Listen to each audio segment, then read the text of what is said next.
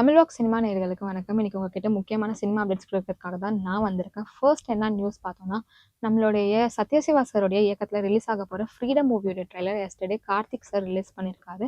அது இல்லாம அவருடைய ட்விட்டர் பேஜ்ல வந்து I'm so happy to release the ட்ரெய்லருமே அவர் வந்து போட்டிருக்காரு. இது இல்லாம இந்த மூவில யார் யாரெல்லாம் ஆக்ட் பண்ணியிருக்காங்கன்னு பார்த்தோம்னா, நம்ம சசிகுமார் சார், லிஜோமல் ஜோஸ், அது இல்லாம மால்விகா அவினாஷ், ரமேஷ் கண்ணா, பாய்ஸ் மணிகண்டன் சொல்லிட்டு உள்ளிட்டோர் ஆக்ட் பண்ணியிருக்காங்க. கூடிய சீக்கிரம் இந்த மூவி ரிலீஸ் ஆகும்னு சொல்லியிருந்தாங்க. டேட்டுமே அனௌன்ஸ் பண்ணிட்டாங்க. என்னைக்கு ரிலீஸ் பண்றாங்கன்னு பார்த்தோம்னா, ஜூலை 10th அன்னைக்கு இந்த மூவிய ரிலீஸ் பண்றாங்க. இந்த மூவிய யார் ப்ரொடியூஸ் பண்றாங்கன்னு பார்த்தோம்னா, நம்மளுடைய விஜய் கணபதிஸ் பிக்சர்ஸ் சார்புல நம்மளுடைய பரசு பாண்டியன் வந்து தயாரிக்கிறாரு. இது எல்லாத்தையுமே தாண்டி இந்த மூவியோடைய தொகுப்பாளர் யார் பார்த்தோம்னா, என்பி ஸ்ரீகாந்த் சார் அவங்க தான் வந்து இந்த மூவிய தொகுக்குறாங்க. அது இல்லாம இந்த மூவியோடைய சாங்ஸ்லாம் யார் எழுதியிருக்காங்கன்னு பார்த்தோம்னா, நம்மளுடைய ஸ்நேகன் சார், அருண் பாரதி, அது இல்லாம மோகன் ராஜா இவங்கலாம் வந்து எழுதியிருக்காங்க இந்த மூவியோடைய சாங்ஸ். ஜூலை 10th அன்னைக்கு இந்த மூவி ரிலீஸ் ஆகும். அதுக்கப்புறம் தான் தெரியும் இந்த மூவி வந்து எப்படி வந்திருக்கு சொல்லிட்டு. இந்த மூவி வந்து ஆனா ஒரு உண்மையான கதையா இருக்கும்னு சொல்லிட்டு வேற இவங்கலாம் சொல்லியிருக்காங்க. ரிலீஸ் ஆனதுக்கு அப்புறம் தான் தெரியும் எப்படி வந்திருக்கு சொல்லிட்டு. நெக்ஸ்ட் என்ன அப்டேட் பார்த்தோம்னா, நம்மளுடைய வினோத் சாருடைய இயக்கத்துல ரிலீஸ் ஆக உள்ள நம்மளுடைய விஜய் சாருடைய லாஸ்ட் மூவி ஜனநாயகன். இந்த மூவியோட ஷூட்டிங் வந்து கம்ப்ளீட் ஆயிடுச்சு சொல்றாங்க. அது இல்லாம இந்த மூவில நம்மளுடைய விஜய் சார் ஆக்ட் பண்ணியிருக்காங்க. பூஜா ஹெக்டே மேம் இவங்கலாம் ஆக்ட் பண்ணியிருக்காங்க. இது எல்லாத்தையுமே தாண்டி இந்த மூவியோட ஷூட்டிங் எங்கெங்கெல்லாம் நடந்தது பார்த்தோம்னா, சென்னை, கொடைக்கானல் சொல்லிட்டு நெறைய பிளேசஸ்ல நடந்தது. அதுக்கு நடுவுல பார்த்தோம்னா, நம்ம விஜய் சார் வந்து பாலிடிக்ஸ்லயுமே வந்து என்டர் ஆயிருந்தாரு. அந்த வேலையுமே அவர் பார்த்துட்டு இருந்த இடத்துல நடுவுல மூவியோட ஷூட்டிங்குமே அவர் அந்த டைம்ல பெர்ஃபெக்ட்டா பண்ணிட்டு வந்தாரு. இந்த நிலையில அவருடைய ஷூட்டிங் அதாவது விஜய் சாருடைய பார்ட்ஸ் எல்லாமே முடிஞ்சிருச்சு சொல்லிட்டு சொல்லியிருக்கிறாங்க. இந்த மூவியோடைய அப்டேட்ஸ் வந்து நம்ம விஜய் சாருடைய பர்த்டே அன்னைக்கு வந்து குடுப்பாங்க சொல்லிட்டு நம்மளுடைய ஃபேன்ஸ்லாம் எதிர்பார்த்துட்டு இருக்காங்க. இது வந்து ஒரு கியூரியாசிட்டியுமே வந்து நம்மளுடைய ஃபேன்ஸ்க்கு நடுவுல கிரியேட் பண்ணியிருக்கு. நெக்ஸ்ட் என்ன நியூஸ் பார்த்தோம்னா, நம்மளுடைய ராஷ்மிகா மந்தனா அவர்கள் வந்து குபேரா ஆடியோ லான்ச்ல பிரஸ் மீட்ல வந்து ஒரு விஷயம் சொல்லியிருக்காங்க. ஒருத்தர் வந்து அவர்கிட்ட கேட்கும்போது, லைக் நீங்க தமிழ் மூவிஸ்லலாம் ஆக்ட் பண்ணுவீங்களா? மாட்டீங்களா? 2 மூவிஸ் தான் நீங்க இதுவரைக்கும் பண்ணியிருக்கீங்க. உங்களுக்கு இன்ட்ரெஸ்ட் இருக்கா? இல்லையான்னு கேட்டதுல அவங்க என்ன சொல்லியிருக்காங்கன்னா, தமிழ் மூவிஸ்ல நல்ல ஸ்கிரிப்ட் வந்தா நான் கண்டிப்பா ஆக்ட் பண்ணுவேன். நான் கண்டிப்பா ஓடி வருவேன் ஆக்ட் பண்றதுக்கு சொல்லியிருக்காங்க. அது இல்லாம அவங்க என்ன சொல்லியிருக்காங்க பார்த்தோம்னா, எந்த லாங்குவேஜ் இருந்தாலும் எனக்கு பிரச்சனை இல்ல. ஹிந்தி, தமிழ், தெலுங்கு, கன்னடம் எந்த மூவி இருந்தாலுமே நான் பண்ணுவேன். இஃப் த மூவியோட ஸ்கிரிப்ட் நல்லா இருந்ததுன்னா, அது இல்லாம ரீஜினல் மூவிஸா இருந்தாலுமே பண்ணுவேன். பான் இண்டியா மூவிஸா இருந்தாலுமே நான் பண்ணுவேன். ஆனா லாஸ்ட்ல அவங்க என்ன சொல்றாங்கன்னு பார்த்தோம்னா, ஸ்கிரிப்ட் நல்லா இருந்தா தான் நான் பண்ண முடியும்னு சொல்லிட்டு சொல்லியிருக்காங்க. குபேரா மூவி வர சீக்கிரம் ரிலீஸ் ஆகுற நிலையில மறக்காம எல்லாருமே போய் பார்க்க வர சொல்லியிருக்காங்க.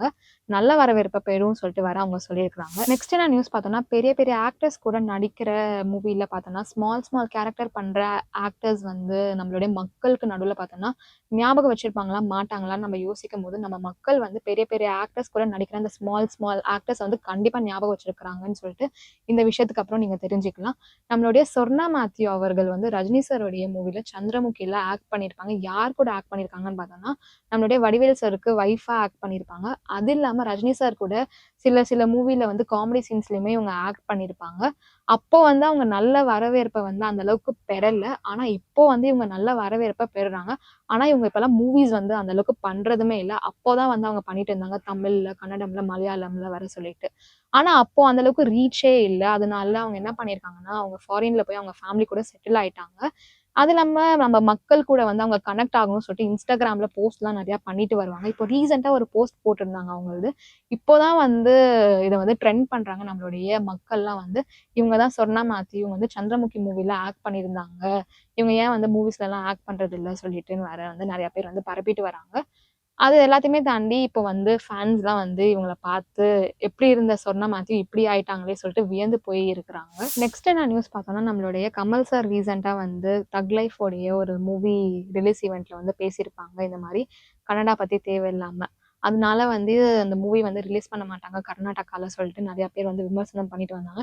இதுக்கு நடுவுல வந்து நம்மளுடைய கமல் சார் வந்து ராஜ்கமல் நிறுவனம்ல இருந்து மனு குடுத்திருந்தாங்க. எங்கன்னு பார்த்தோம்னா, கர்நாடகாவுடைய ஹைகோர்ட்ல இந்த மாரி இந்த மூவி ரிலீஸ்க்காக எங்களுக்கு வந்து புரொடெக்ஷன் வேணும்னு சொல்லிட்டு. அதுக்கு வந்து நம்மளுடைய கர்நாடகா ஹைகோர்ட்லேருந்து கமல் சார் கிட்ட இன்னைக்கு மார்னிங் கொஸ்டின் எழுப்பியிருக்காங்க. எந்த மாரி கொஸ்டின் எழுப்பியிருக்காங்கன்னு பார்த்தோம்னா, "நீங்க என்ன பெரிய மொழியாளரா? இல்ல நீங்க என்ன பெரிய லிங்குவிஸ்டிக்கா? இல்ல நீங்க என்ன பெரிய ஆ ஹிஸ்டாரியனா?" சொல்லிட்டு கேட்டிருக்காங்க. இது எல்லாத்தையுமே தாண்டி ஒரு சாரி உங்களால கேட்க முடியாதா? இவ்ளோ பெரிய படம் வந்து நீங்க பண்ணியிருக்கிறீங்க. நியர்லி 300 க்ரோர்ஸ்க்கு மேல இந்த மூவியோட ப்ராஜெக்ட் வந்து இருக்குதுன்றாங்க. நீங்க ஏன் ஒரு சாரி கேட்டா நீங்க என்ன குறைஞ்சிருவீங்களான்னு கேட்டிருக்காங்க. இதே மாரி ஒரு சேம் இஷ்யூல வந்து ராஜகோபாலாச்சாரியுமே 75 இயர்ஸ் அகோ சாரி கேட்டிருந்தாரு.